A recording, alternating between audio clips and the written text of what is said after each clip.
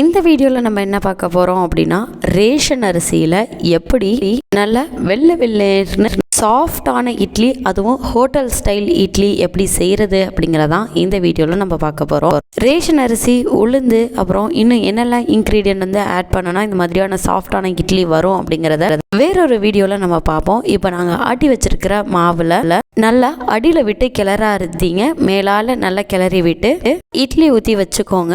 அது இட்லி தட்டில் துணி, முக்கியமாக ஈரமாக இருக்கிற துணியில் வந்து இட்லி ஊற்றி வச்சுக்கோங்க எல்லா குழியிலையும். இப்போ வந்து இட்லி மாவு வந்து ஃபில் பண்ணிட்டோம். இப்போ வந்து ஃபஸ்ட்டு தட்டு வந்து வச்சுருவோம். அடுத்து வந்து ரெண்டாவது தட்டும் மாவு ஊற்றி இதே மாதிரி நம்ம எடுத்து வச்சுக்குவோம்.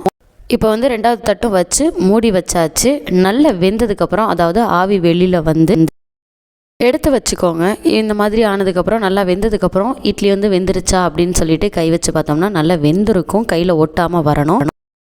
நல்லா இட்லி ஒட்டாமல் வந்ததுக்கப்புறம் ஒரு தட்டில் வந்து மாற்றி வச்சுக்கோங்க. இப்படி மாற்றி வைக்கும்போது எடுத்து பார்த்தீங்க அப்படின்னா நல்ல சாஃப்டான ஹோட்டல் ஸ்டைல் வெள்ளை வெள்ளேர்னு குஷ்பு இட்லின்னு சொல்லக்கூடிய சாஃப்டான இட்லி வந்து ரெடி ஆகிடும். இந்த இட்லி பெரியவங்களுக்கு மட்டும் இல்லாமல் குழந்தைகளுக்கும் ரொம்பவே பிடிக்கும். கல் மாதிரி இட்லி இல்லாமல் நல்லா சாஃப்டாக பஞ்சு மாதிரியான இட்லி ரெடி ஆகிடுச்சு.